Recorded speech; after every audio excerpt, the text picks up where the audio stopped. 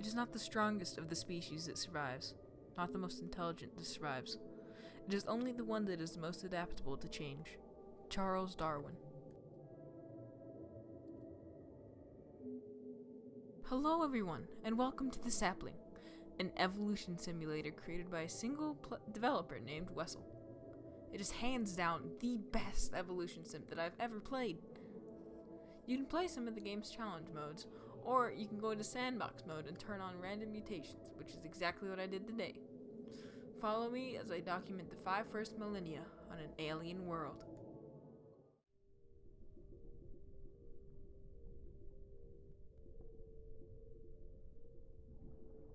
I started off by designing the world, which consisted of 3 continents and some islands.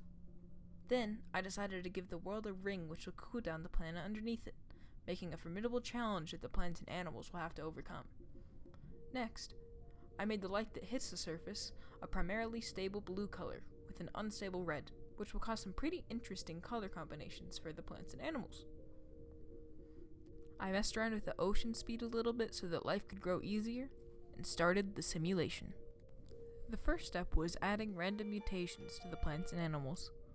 Then, it was time to add the first species to the planet, a simple underwater plant. Over the first millennia, this species splits into 3 distinct groups: the algae, which are least prevalent, the base plant, which did not expand much, and a shallow water variant, which dominated the environment and would for years to come. The next step was adding in a simple sea snake with the base mouth, eyes, and tail. This species quickly grew in number and soon was at the far reaches of the plant life. One of the early mutations that I saw was stripes on some of the fish. They were the ones who had left the cove they started in, and the snakes that did stay in the cove were mostly unchanged. With few competitors and more than enough food, why would they even need to change? However, an interesting development is that they have made it to the ring, along with the plants. And all of the plants in this area are red and shallow water specialized, soaking in as much sunlight as possible. About 1,000 years later, the plants have diversified greatly. The original plant is completely gone at this point, replaced by a similar species with large leaves and a tall stem. And the short plant with big leaves has completely dominated the majority of the planet, with the flora towards the western side being more red and the eastern side being more green. Some of the sea snakes of this area have started developing specialized eyes that allow them to see further, with a wider range of colors. At this point, I found that there was a screen that lets you see all of the plants and animals, so I looked through that for a very long time. After that, I looked into the far northwestern corner of the map and saw that much of it was devoid of life, just waiting to be colonized. At this point, I noticed that the fish on the western side of the map were starting to develop more complex mouths for the plants they had been eating, as they were small and close to the ground. And the creatures on the eastern side were starting to use more specialized eyes, as they were in the open ocean, and the other creatures were in a small cove, without the need for complex vision. I also observed that within the cove, the plants and animals managed to cross the cold barrier caused by the ring. This was a very exciting development in the western species, as they gave the plants less herbivores to munch on them, and the animals less competition from weaker species. Around 500 years later, I found something that surprised me. The eastern species with the advanced eyes had made it to the cove.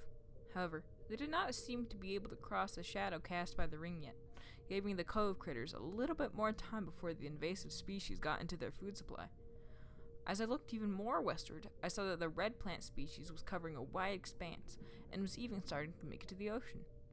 There were no fish in sight, however, possibly due to it being too cold at the equator, or because they had enough food back at the cove.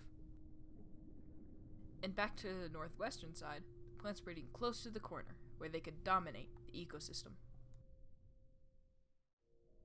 Not even 100 years later, the invasive species of the cove has been completely eaten out by the creatures that were already specialized for that environment. And rather, the fish with complex eyes go into a different environment. The fish with strong mouths are following the western plants that left the cove. And this is where things get really interesting. A subspecies of the basic fish has learned to cry whenever it sees food, making it the most altruistic species to date. It was the first species to get to the larger part of the cove, and the first species with any instincts as far as I could tell. But its population was still quite small. And with that, the 4th millennia came to a close. Thank you all so much for watching this video, as I absolutely loved making it. And if you want to check out the game for yourself and make your own simulations, it is called the Sapling. Thanks again, and I will see you in the next one. Goodbye!